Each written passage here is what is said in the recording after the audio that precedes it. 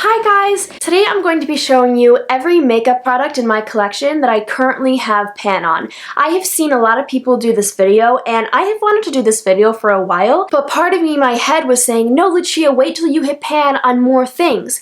But at the same time, as I hit pan on more things, I'm also using up more products, and I've decluttered some things that I've hit pan on, so I was like, you know what?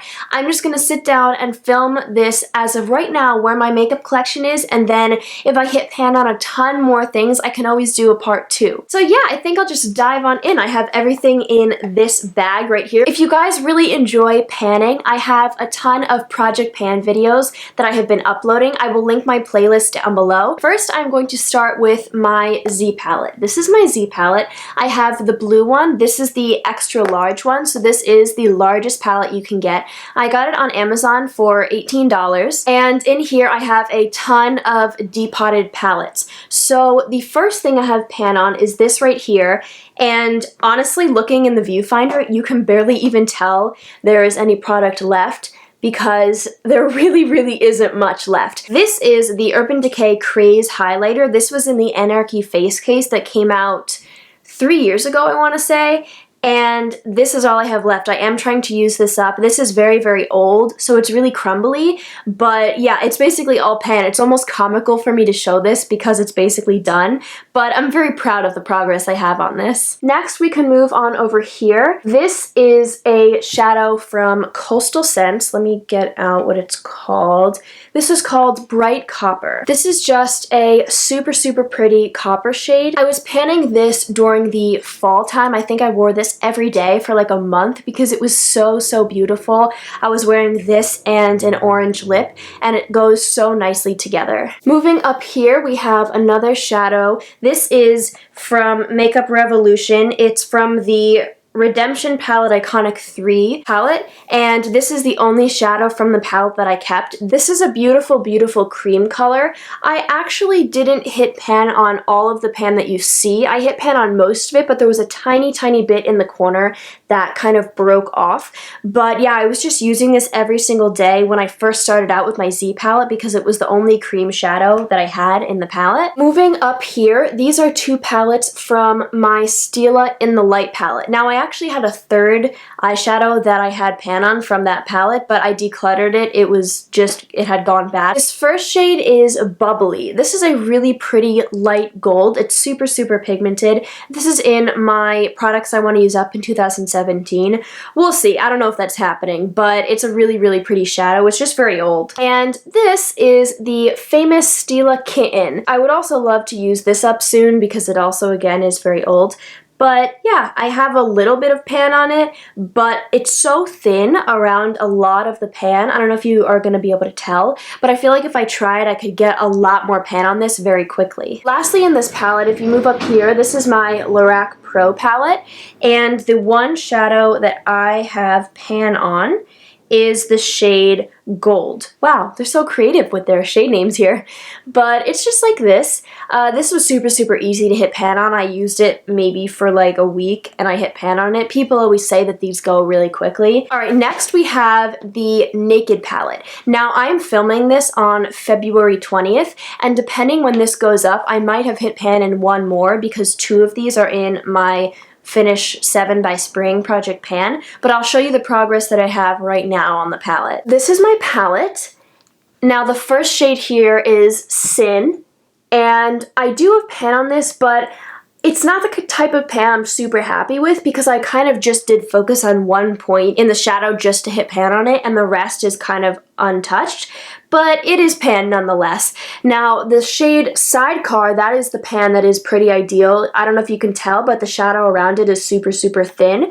And then Half Baked is the third one I have pan on. This is one of the 2 shadows in my Project Pan right now. I love this palette. I just want to get more use out of it because it was my first high-end palette that I bought for myself, and it's getting kind of old, and I think the shadows are awesome. Just if you're curious, this is the other shadow that I know I'll have pan on soon. I don't know if you can tell, but it has a really big dip in it, so maybe if there's a part 2 to this video ever, that will be included. 2 more eye products and then I will move on to face products. These are 2 eyeshadow singles. The first, again, is in my products I want to use up in 2017. It is the Maybelline Color Tattoo in 60 Silver Strike.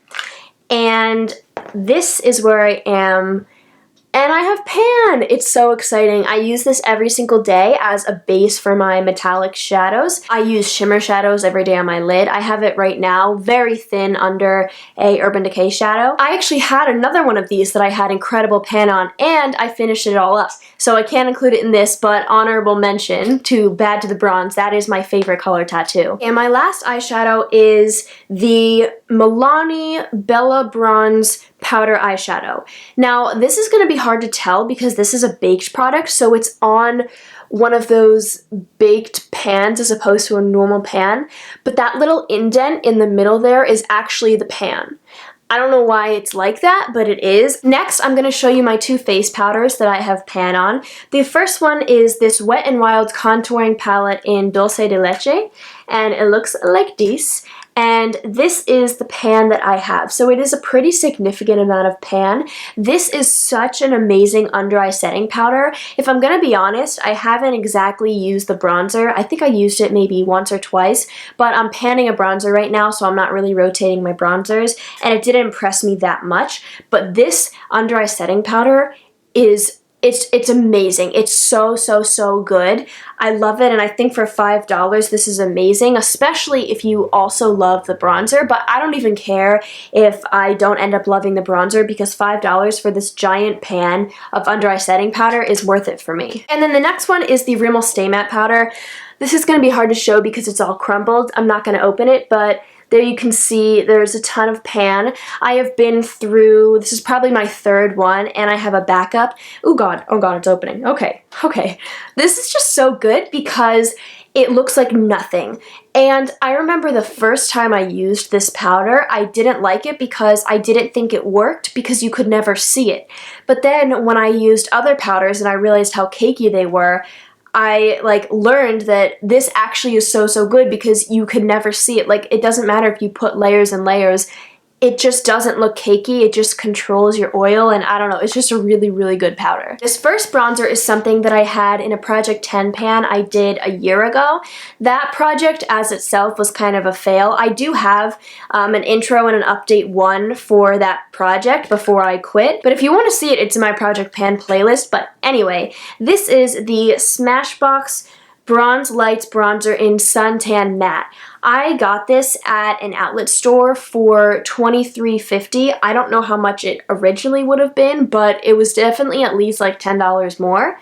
And this is the pan that I have. So it's not a ton of pan, but this is really densely packed. I used it today, I don't know if you can tell, and when I was putting my brush in it, barely any powder kicked up. So I would use this every single day when I was trying to pan it. I used it twice a day, and I would use it as a crease color. So when I came home, I would actually reapply my bronzer. That was before I would come home, take off my makeup, put my hair in a ponytail, put on my pajamas, and crawl into bed right when I get home, because I'm a senior in high school and that's what I do now. But I was panning this when I was I don't know, sophomore or something. It was a lot different when I was panning this. So yeah, that's what I would do, and I love this bronzer. I really don't use it as much because I am panning a bronzer, but I really, really miss it, and this probably is my favorite bronzer in my collection. Now this is the much alluded to bronzer that I am panning right now. This is the e.l.f. Mineral Bronzer in the shade Tan Toffee, and this is where I am right now. I am using this basically every single day, and I am not loving it. I don't regret not putting it in my project because it is going to be so satisfying when I finally use up this bronzer, and it's only 4 grams or 4.2 grams as opposed to this bronzer, which is 8.5. So this is almost double the product as this. I don't know, this product is hard to blend, and I think I just don't love the undertone. I think it's just a little too brown, whereas this is a little more red. And then I know the Balm bronzer in Bahama Mama is a little more deep. This is just kind of like a light brown, and I don't know, when I first bought this I loved it, and then I didn't use it for like a year and a half, and then I was like, okay, I'm gonna pan this. Okay, I have two more things. One is another highlighter. So I have two highlighters in my collection currently that have pan. This is the ColourPop highlighter in Lunch Money. This is the ColourPop highlighter that like everyone talks about. This is what it looks like. Here, I'll give you, I know I didn't swatch anything, but I'll give you a swatch of this. Here it is. I think if you like cream products, you should go for this. I just don't like cream products that much. This is very buildable, but you have to build it up a lot for it to get like this intense. Like this looks like really intense on my hand, but then when you put it on your face, it kind of turns subtle until you build it up. Okay, and my next one is kind of a weird one. This actually isn't something I count as being in my makeup inventory because it's not something I would ever use on a regular basis, but it is something I use every single Halloween. It's the only Halloween makeup that I have, and I can justify keeping it because I actually use it every Halloween or whenever I need to do a costume. And this is the Wet n Wild Fantasy Makers Painters Palette. Now, I don't know if you guys have noticed, but Wet n Wild every Halloween comes out with palettes just like this, and they come out with like a whole Halloween range, and it's actually super good because there are no products from the drugstore quite like this. I feel like they're all like high-end, like that Makeup Forever one. This is what this looks like, and these are, I guess, like face paints, but they're not quite as pigmented. It's not the best thing I've ever used in my whole life, but it was a couple of dollars. It really has saved a lot of Halloween parties where I don't know what I'm gonna do. And I have pan on the shade White. Okay guys, that was everything for this video. That is currently everything in my makeup collection I have pan on. I think it was 15 or 16 products. I really am hoping to hit pan on a lot more things this year. I am not buying any more eyeshadow or any more makeup really. I'm just using what I have. Please give this video a thumbs up and subscribe if you enjoyed it, and I will see you guys very soon. Bye!